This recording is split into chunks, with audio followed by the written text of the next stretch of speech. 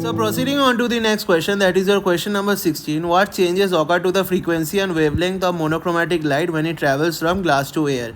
So we know that the frequency of the light always remains constant when it travels from one medium to the other medium. Why? Because we cannot divide photon into pieces, right? So its energy must stay constant. Okay, so when its energy stays constant, the frequency also remains constant, right? So that means when monochromatic light travels from glass to air, its frequency will always remains constant, right? So that means within option number A or option number B, one will be the correct option. Okay, so we know that wavelength lambda varies inversely with the refractive index, right? So that means when the refractive index increases, wavelength decreases, right? And when the refractive index decreases, the wavelength increases, right? So in this question, the monochromatic light is traveling from glass to air, right? So that means glass has a higher refractive index and air has a lower refractive index, right? So that means when it goes from glass to air, the refractive index decreases, right?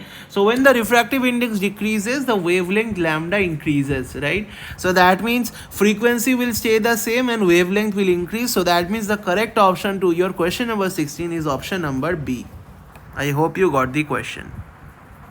I hope you didn't get the question. So proceeding on to the next question, that is your question number 17. The air in a pipe open at both ends vibrates in the second harmonic mode, right? So if it vibrates in the second harmonic mode, just let me draw this. Okay, so it will look something like this.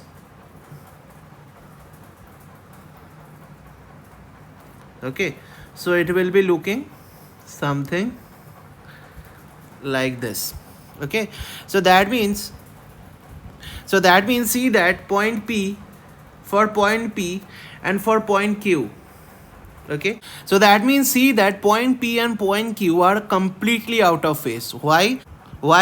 Because the particle over here at P, okay, it travels through the wave and it goes down to this position at point Q, right? So that means for point P, the particle was upward, right, at its extreme, okay, extreme upwards, okay, and for point Q, the particle is at extreme downward, right? So that means the point P and point Q are completely out of phase, right? And what is the phase difference between the 2 points which are completely out of phase? That the phase difference over here will be equal to your pi, right? So that means the correct option to your question number 17 is your option number C, that is your pi. So proceeding on to the next question, that is your question number 18. It is given that, so over here in this question they are given that N is the free charge carriers per unit volume, okay, and the charge on the carrier is Q. What additional quantity is needed to determine the current per unit area? Okay, so we know that current I, so this is equal to your N Q A V, right, where N is your what, free charge carriers, right, per unit volume, Q is your charge on the carrier, A is your cross sectional area, and V is your drift speed.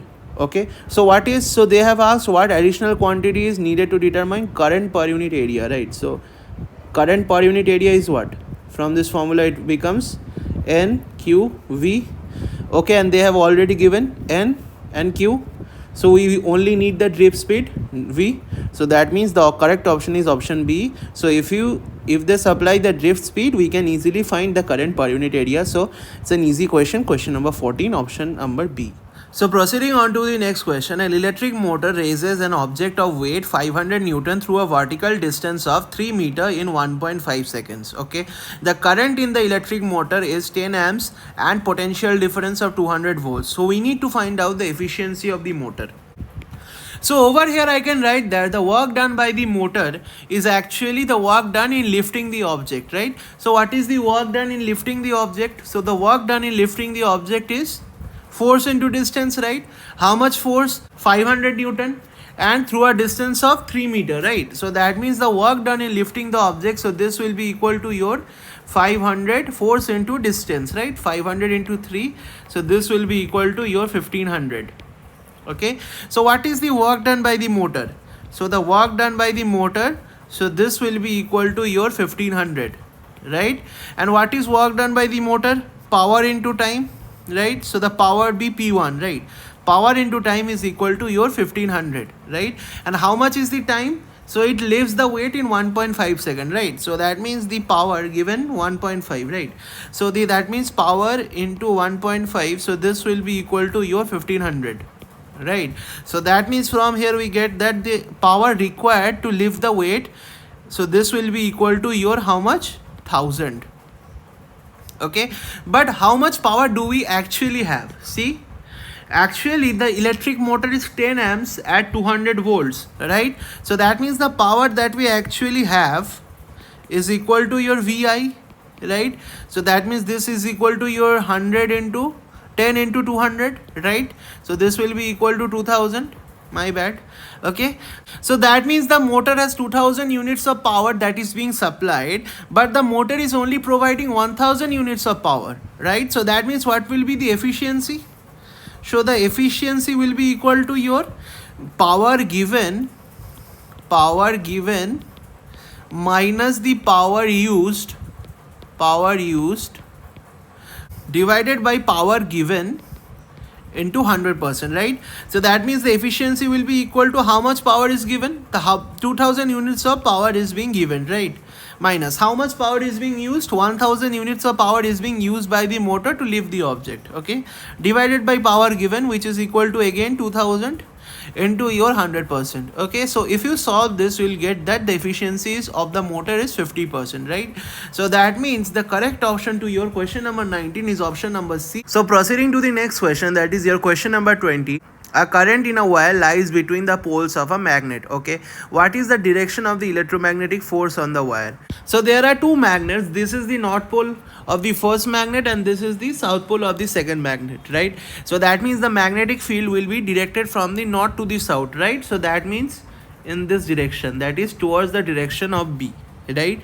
And the current is flowing in this direction, right? Now we need to find out the direction of the electromagnetic force on the wire. Okay, so that means for this we'll apply right hand thumb rule. Okay, so place your thumb in the direction of the current. Okay, and place the other four fingers in the direction of the magnetic field, right? And curl your other four fingers up.